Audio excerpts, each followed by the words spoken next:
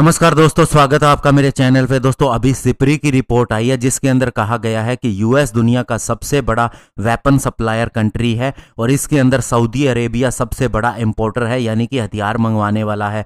और दोस्तों बड़ी बात यह है कि इंडिया का नाम भी इसके अंदर आया है और इंडिया दूसरे नंबर पे है, यानी कि दूसरा सबसे बड़ा हथियारों का खरीदार देश है। आज इसी के ऊपर बात करेंगे। चलिए दोस्तों शुरू करते हैं। तो दोस्तों पिछले 5 सालों के अंदर जितने भी ग्लोबल आर्म्स सेल किए गए उनमें से तीसरे से ज्यादा हिस्सा यूनाइटेड स्टेट का था और ये बात दोस्तों एक स्वीडन बेस्ड रिसर्च इंस्टीट्यूट ने बताई है। 2016 से लेकर 2020 तक जितने भी वेपन सिस्टम की सेल हुई उसके अंदर 37% हिस्सा यूनाइटेड स्टेट का है और इसने टोटल 96 कंट्रीज को वेपन बेचे हैं, जिसमें से आधे से ज्यादा वेपन इसने मिडिल ईस्ट को दिए हैं। यह बात Stockholm International Peace Research Institute यानी सिपरी की रिपोर्ट के अंदर आया है।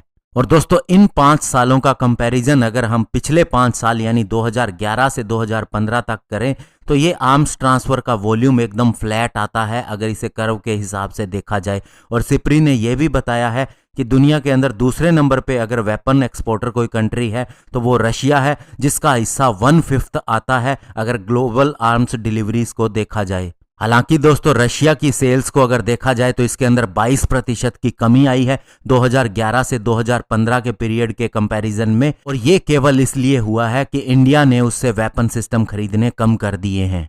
और इसके अलावा दोस्तों तीसरा नंबर आता है फ्रांस का, अगर हम लार्जेस्ट एक्सपोर्टर की बात करें, जो कि 8% हिस्सा रखता है और उसकी मेनली डील जो हुई है वो इंडिया, इजिप्ट और कतर के साथ में हुई है। और उसके बाद दोस्तों जर्मनी और चाइना को मिला के टॉप 5 एक्सपोर्टर कंट्रीज का नाम बन जाता है। तो दोस्तों सबसे ज्यादा वेपन खरीदने वाली कंट्री आती है सऊदी अरेबिया, जिसका टोटल ग्लोबल इंपोर्ट्स दुनिया का 11% बनता है। और उसके बाद में नाम आता है इंडिया का और उसके बाद में इजिप्ट, ऑस्ट्रेलिया और चाइना का। और दोस्तों आपको बता दें कि सिपरी अपनी रिपोर्ट के अंदर छोटे वेपन यानी कि स्मॉल आर्म्स को इंक्लूड नहीं करता है और इसके जो सोर्सेस होते हैं वो पब्लिक सोर्स भी होते हैं, नेशनल और रीजनल न्यूज़पेपर भी होते हैं और कुछ एक स्पेशलाइज्ड इंटरनेशनल जर्नल्स या फिर गवर्नमेंट और इंडस्ट्री की रिपोर्ट्स को भी इसके अंदर ऐड किया जाता है। ऐसे में दोस्तों इंडिया पहले नंबर 1 पे आया करता था सबसे ज्यादा वेपन सिस्टम खरीदने में, और जब से उसने अपने लोकलाइजेशन के ऊपर ज्यादा भरोसा दिखाया है, मेक इन इंडिया के बाद में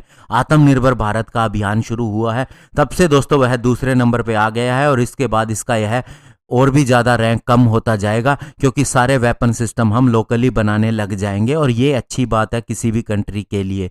धन्यवाद। जय हिंद।